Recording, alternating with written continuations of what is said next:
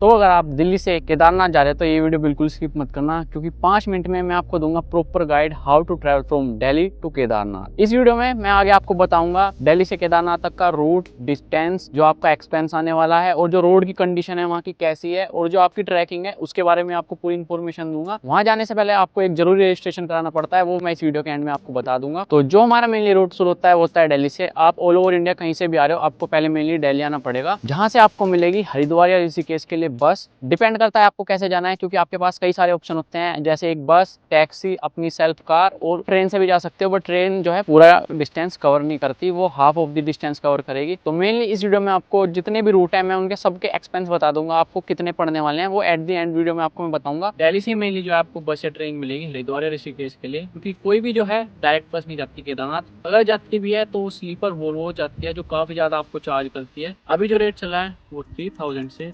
3500 चल रहा है वोल्वो बस का। आप कहीं भी ऑल ओवर इंडिया से आ रहे हो, पहले आपको दिल्ली आना पड़ेगा, क्योंकि दिल्ली से जो आपको डायरेक्ट बस या ट्रेन मिलेगी हरिद्वार ऋषिकेश के लिए, जो लगभग 250 किलोमीटर की आपकी जर्नी होने वाली है।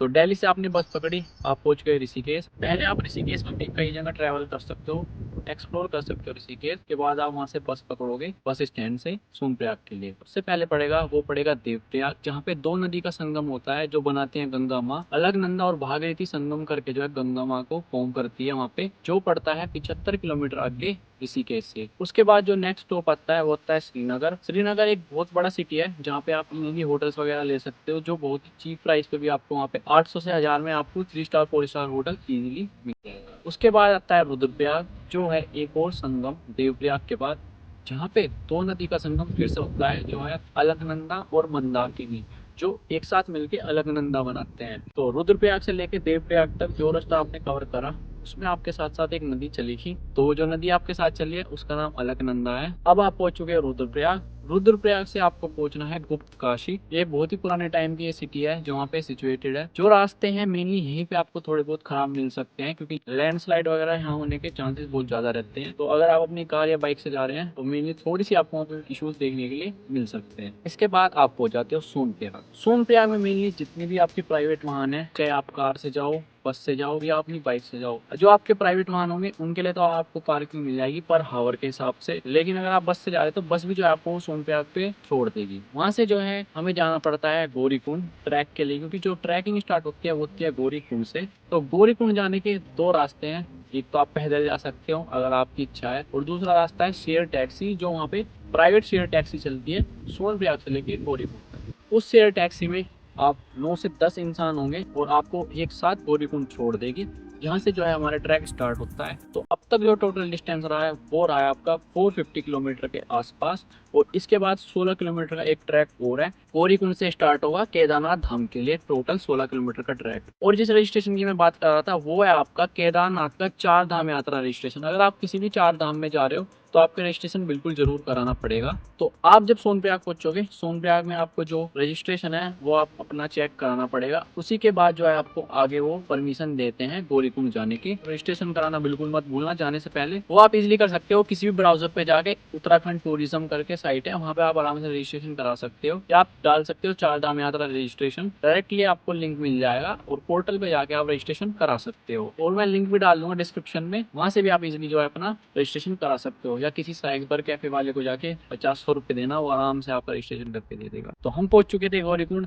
पहले गौरीकुंड में एक कुंड था जहाँ पे लोग नहाते थे पहले, फिर ऊपर जाते थे, जहाँ पर नेचुरली गर्म पानी आता था। बट पिछली बार आपदा आई थी, उसके कारण जो है उसमें थोड़ी सी अस्त व्यस्त हो चुकी है वो चीजें। गौरीकुंड से केदारनाथ धाम पहुंचने के भी 3 रास्ते हैं। पहला तो है आपका ट्रैक करके जाना, दूसरा है आपका वहाँ पे खच्चर वगैरह आपको मिल जाएंगे, आप उन्हें भी बुक कर सकते हो, और तीसरा ऑप्शन है हेलीकॉप्टर, जो आपको पहले ही बुक कराना पड़ेगा ट्रैक करके जाना और खच्चर से। तो खच्चर आपको 4 से 5 हजार में फ्रॉम वन साइड छोड़ देगा ऊपर, और 4 से 5 हजार नीचे आने के लगेंगे।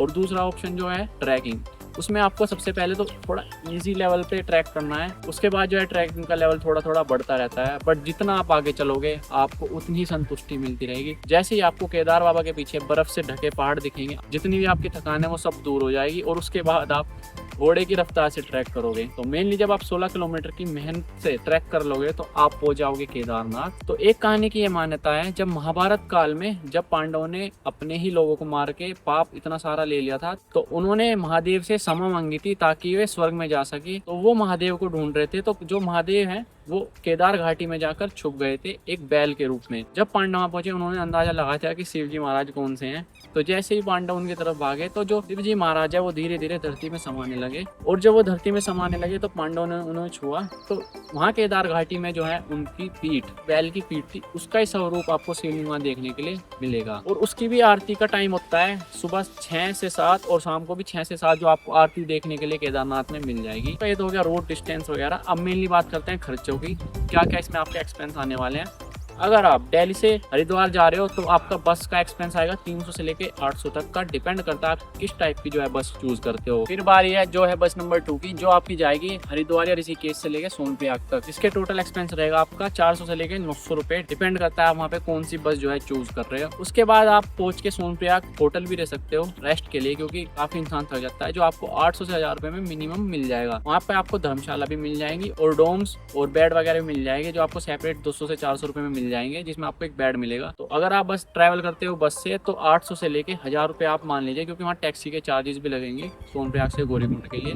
तो 1000 रुपए आप एक तरफ से जाने का मान लीजिए और 1000 रुपए एक तरफ से आने का मान लीजिए, प्लस अगर आप रूम लेते हो तो उसमें 1000 रुपए प्लस कर लेते हैं। अगर आप केदारनाथ में भी जाके रुकोगे तो वहाँ थोड़े रूम आपको महंगे मिलेंगे, 2000 के करीब ही वहाँ पे आपको रूम मिलेगा। 2000 आपके बस के एक्सपेंस हो गए, 2 से 3000 आपके रूम्स के एक्सपेंसेस हो गए, तो टोटल 5000 प्लस आपका खाना वगैरह जो रहेगा 1000 से 2000 रुपए में। तो आपका टोटल 7 से 8000 रुपए लगने वाले हैं इस जर्नी में, अगर आपको कंफर्टेबली जो ट्रैवल करना है। और अगर आप कर रहे हैं ट्रैवल अपनी कार से तो इजीली सा आपको मैं एक फंडा बता देता हूँ। टोटल किलोमीटर जैसे 450 वन साइड से है, 450 450 प्लस 900, तो 900 को आपकी कार जो भी माइलेज देती होगी उसमें से 2 किलोमीटर माइलेज घटा के उससे डिवाइड कर देना, क्योंकि पहाड़ों पे जो माइलेज है वो कम हो जाता है। जब आप उसे डिवाइड करोगे तो आपको पता चल जाएगा कितने लीटर आपका तेल लगने वाला है, फिर उसकी जो मल्टीप्लाई आप अपने पेट्रोल के रेट से कर सकते हो, तो उससे आपका जो है एवरेज में निकल जाएगा कि आपका तेल में कितना खर्च आने वाला है। और बाइक का भी सेम ही फंडा है, मेनली जो आपकी बाइक माइलेज देगी उससे टोटल जो डिस्टेंस है उसे डिवाइड कर लो और जो लीटर में आए उसे मल्टीप्लाई कर लो पेट्रोल के रेट से। तो मेनली यही था टोटल आपका क्विक गाइड, जिसमें आप आराम से केदारनाथ ट्रैवल करके आ सकते हो बाबा के दर्शन करके, क्योंकि ये once in a lifetime movement होता है। इसके अलावा आपको किसी और जगह से रिलेटेड अगर वीडियो चाहिए तो आप कमेंट डाउन भी कर सकते हैं, और आप कब केदारनाथ जाने वाले हैं ये भी जरूर बताइएगा, क्योंकि अब हम आपसे मिलेंगे नेक्स्ट वीडियो में। अगर ये वीडियो पसंद आई तो वीडियो को लाइक जरूर करना, क्योंकि यही जो है एल्गोरिथम फिर वीडियो को आगे पहुंचाएगा और लोगों के लिए, और आप भी शेयर कर दीजिए और लोगों के पास जो जाने वाले हैं आपके दोस्त वगैरह, क्योंकि हम आपसे मिलेंगे नेक्स्ट वीडियो में। तब तक के लिए मेरी तरफ से हर हर महादेव।